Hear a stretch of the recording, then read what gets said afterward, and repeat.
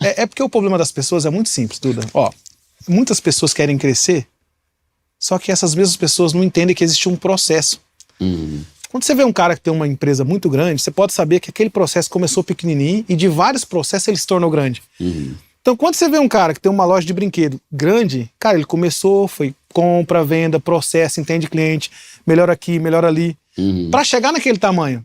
Sim. Não adianta você pegar o dinheiro e comprar uma empresa daquele tamanho que você não vai dar conta de tocar, porque você não entende o processo interno da empresa. Tá. E aí procurei serviço, não encontrei, fui trabalhar numa farmácia de motoboy. Tá. Pra fazer a entrega dos Fazer a remédios. entrega dos remédios ali e tal. E o serviço era bom, cara. Trabalhei nessa farmácia 1 ano e 7 meses. Tá. Depois de 1 ano e 7 meses, eu decidi que queria voltar a trabalhar por conta de novo, né? Fiz um acordo. O dinheiro desse acordo eu comprei um terreno de ameia com a minha irmã. Tá. Lá no bairro Riviera Park, Campo Grande, MS. E aí, com esse acordo, comecei a fazer a casinha. Então, aí começa a vir o serviço de pedreiro, né? Aí comecei a trabalhar com obra. Inclusive, foi nessa farmácia que depois o mesmo cara, dono da farmácia, me deu o serviço pra fazer. As calçadas da farmácia e tal, eu tava reformando. Vai trabalhar de quê? De pedreiro? Não, tem umas calçadas pra reformar aqui, já começa aqui. E aí eu comecei a trabalhar nessa farmácia, depois fui trabalhar de pedreiro pro dono da farmácia, e comecei a pegar pequenos serviços, né? Pega um servicinho aqui, pega outro serviço ali, e fui aprendendo. Mas a virada de chave mesmo, ela veio no ano de 2015. Tá, 10 anos atrás aí, mais ou menos. Porque, vamos lá, de farmácia ali, 2011 para 2012, 3 anos trabalhando com obra, pega um servicinho pequeno aqui, pega outro ali, pega outro lá. Naquela vontade de entender como ficar rico, né? Eu acho que todo mundo já fez essa pergunta, cara. Por que algumas pessoas são muito bem de situação e a gente passa uma dificuldade lascada, né? Em 2015, eu peguei 3 casinhas para fazer, aquelas casinhas da Caixa Econômica, sabe aquelas casinhas que os caras fazem para vender financiado pela Caixa? Sei, simplesinha. Uma coladinha na outra. E aí, eu me recordo que na época o serviço era algo em torno de 150 mil reais de mão de obra. Era o primeiro serviço bom que eu tava pegando. Um serviço que ia conseguir melhorar um pouquinho, né? Tá. Naquela época eu tinha um Fiatinho 147. Nossa, Aí eu falei, peguei esse serviço, a entrada dele eu vou comprar um Gol, né? Melhorou um golzinho bolinha, né? Sim. E aí, mesmo quando eu era muito pobre, você veja, em 2015 eu já tinha minha casa própria. Sim. Pagando o terreno, mas já tinha construído. A minha vida inteira eu entendi que eu só tinha eu por eu mesmo quando meu pai me expulsou de casa. Então eu sabia que dali pra frente tudo que eu fizesse dependia de apenas uma pessoa, eu mesmo. Então eu sempre fui muito controlado, cara. Eu não tinha dinheiro, mas eu fazia conta, ó. Recebo X na farmácia. Então eu tenho que pagar X de terreno, tenho que pagar X disso. Então eu sempre fui fazendo conta, né? Que a gente chama de... Hoje eu entendo como custo operacional, né? Mas naquela época eu não entendia isso. Então eu anotava, sempre anotei. Quanto que eu gasto de comida? Então se você me perguntar, inclusive, quanto eu gostava de comida naquela época, eu sei, porque eu anotava. A comida naquela época era 80 reais no mercado. Eu só podia fazer uma compra de 80 reais. Tá. Não podia passar disso. Então eu cheguei na obra para trabalhar, né? 3 casinhas da Caixa Econômica. O cara falou assim, ó, eu vou mandar as máquinas para limpar o terreno, vou mandar o container e vou mandar os materiais. Aí você vai para receber. E aí os caras começaram a entregar o material lá. Ferro, X mil. Pô, legal, né? Areia. E eu comecei a anotar e comecei a pegar as notas. No primeiro dia que o cara descarregou o material na obra, que era ferro, tijolo, o cimento para começar, a areia, a pedra, de material deu algo em torno de 130 mil reais. Tá. Eu cheguei em casa, comecei a somar tudo que ele tinha comprado. Costume de somar, né? Quando eu cheguei lá embaixo, eu fiz uma pesquisa no Google. Fui lá no Google. Quanto ganha em média um depósito? Aí o Google falou, ó, em média um depósito varia entre 30% entre um produto e outro na soma total. Eu falei, pô, 130 mil. 30%? Numa compra só, Quanto que esse cara não ganhou aqui, velho? Pô, eu não dormi à noite. Fiquei pensando naquilo, né? Você imagina, Duda, 130 mil a 30%, é claro que naquela época eu não tinha noção do custo operacional, né? Que era ter um caminhão, era ter funcionário. A minha conta foi aquela de 30%. Mas eu pensei o seguinte, cara, para fazer essas casas, eu vou demorar 5 meses. Pagando pedreiro, servente, pintor, azulejista. E lá no final de 5 meses, se eu trabalhar direitinho economizando, vai me sobrar 10 mil. Esse cara aqui, se ele acabou de fazer essa venda e sobrou... Uma compra só que ele fez para um dia, se sobrou 20 mil, nunca vou ganhar desse cara, porque enquanto eu tenho que trabalhar, vender meu suor, por 5 meses o cara ganha numa venda.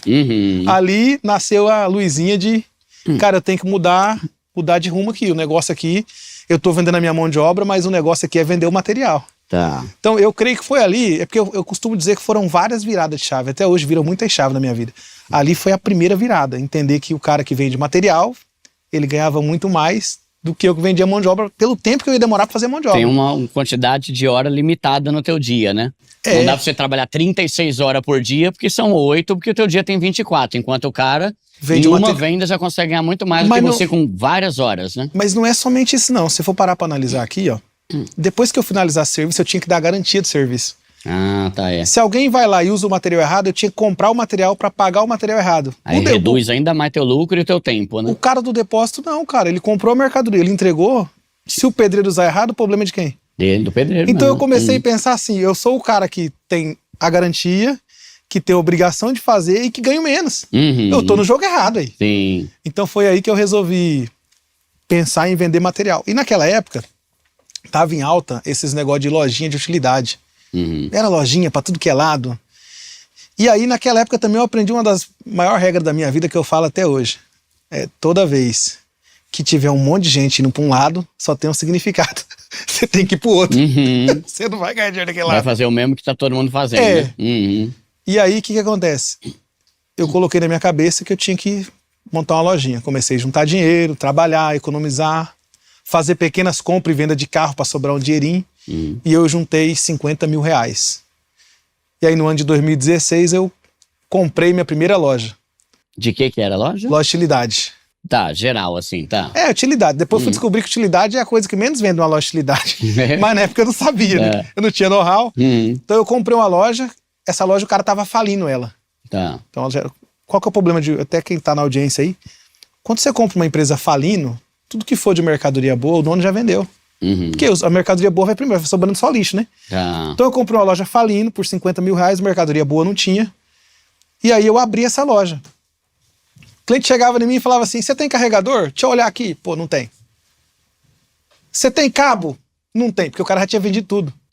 Só sobrou o que ninguém Durante quer. 3 meses eu entendi o que eu precisava ter na lojinha, mas eu tinha comprado uma loja por 50 mil reais e não tinha sobrado dinheiro. Tá. Mas eu tinha que pagar aluguel, água, luz, CNPJ. Naquela época a maquininha de cartão você pagava também. Então eu abri uma loja com 50 mil reais e quebrei essa loja com 4 meses e ainda fiquei devendo.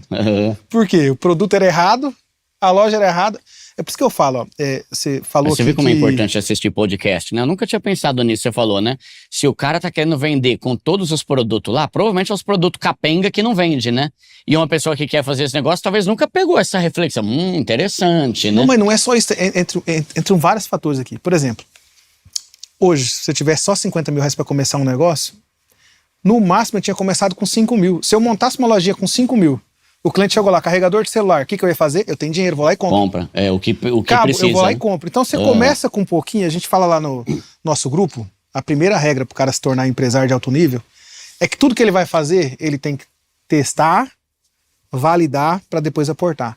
Não importa o tamanho do negócio. Fui convidado para fazer um negócio numa empresa aqui, que o aporte mínimo é de 800 mil reais. É um aporte pequeno, né? Nossa! Só que... 800 mil? Nossa! Só que aí... Mentira! Só que é o seguinte, vamos lá. Eu fui entrar na empresa do cara como usuário, para ver se a empresa funcionava. A empresa não funciona. Eu vou aportar? Não vou. Então vamos lá, você vai fazer qualquer negócio, cara, eu costumo falar para os meninos lá, eu quero montar uma garagem de carro. Cara, não compra 10, compra um carro, tenta vender, entende o mercado, compra 2. Você testou, validou, compra o segundo. Mesmo que você tenha dinheiro para comprar 10. Tá. Vai entendendo o jogo, porque o jogo do dinheiro é know-how, cara. Se você não tem know-how, você não vence esse jogo. Tá. É o know-how, você não tem know-how. Cara, fala, vou vender carro. Te vende um carro lá com motor ruim, você não conhece de motor. Você vende para um outro cliente, estoura. Você tem noção de quanto custa fazer um motor de um carro hoje, Duda?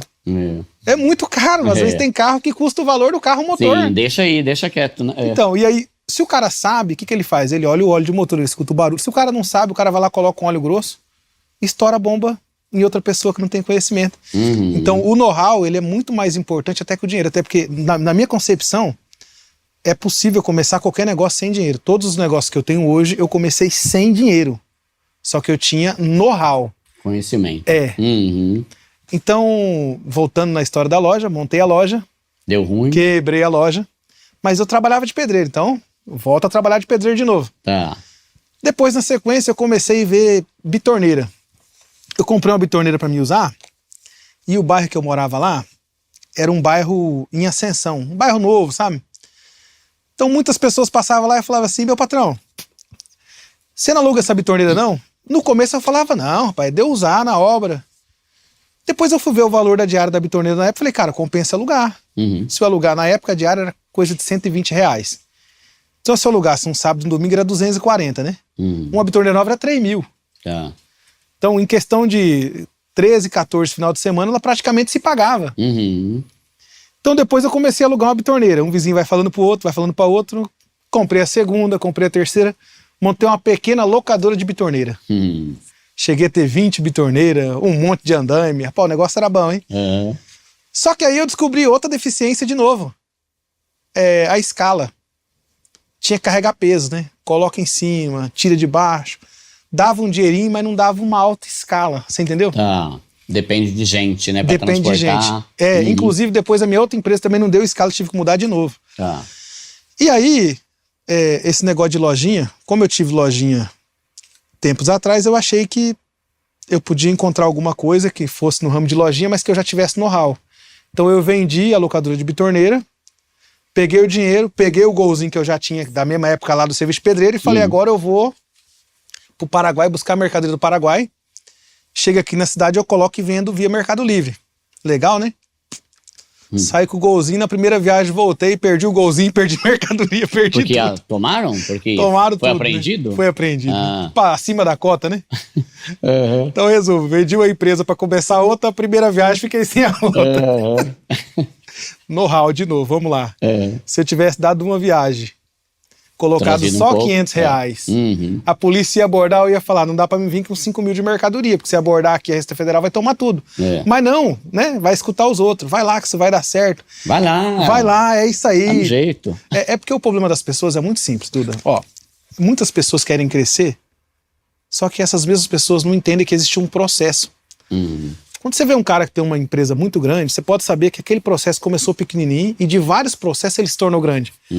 Então, quando você vê um cara que tem uma loja de brinquedo grande, cara, ele começou, foi compra, venda, processo, entende cliente, melhor aqui, melhor ali, para chegar naquele tamanho. Sim. Não adianta você pegar o dinheiro e comprar uma empresa daquele tamanho que você não vai dar conta de tocar, porque você não entende o processo interno da empresa. Tá. Então, eu quebrei a segunda vez, porque eu saí de um processo que eu já entendia pequenininho e fui para outro processo que eu não tinha conhecimento de novo. E vale lembrar a nossa primeira regra. Qual que é a primeira regra? Você lembra? Teste, testar, validar e aportar. Não fiz de novo. Tá. Quebrei de novo. Fala, galera! Passando aqui para te lembrar que a Binance é a maior e melhor corretora de criptomoedas do mundo. São centenas de criptomoedas lá, são mais de 200 milhões de clientes. E isso é muito bom, porque quanto mais cliente tem numa corretora, mais rápido você consegue comprar, vender e com as melhores taxas e valores. Então, isso é uma vantagem absurda da Binance, é enorme. Eles também têm um fundo lá de emergência de 5 bilhões de reais. Caso algum dia eles tenham algum problema, algum ataque, né? Coisa que já aconteceu em outras corretoras, só que nas outras corretoras os caras falaram, sinto muito, já era. A Binance tem 5 bilhões no fundo de emergência lá, caso isso aconteça, para que os clientes não sejam lesados. Então, é o melhor lugar. E lembrando que lá você tem total liberdade para mandar suas criptos para quem você quiser e para onde você quiser, inclusive para sua própria carteira de criptomoedas. Então, se você ainda não tem conta lá, abre pelo nosso link, é de graça e você ainda vai ter 10% de desconto nas taxas pelo resto da vida. Tamo junto!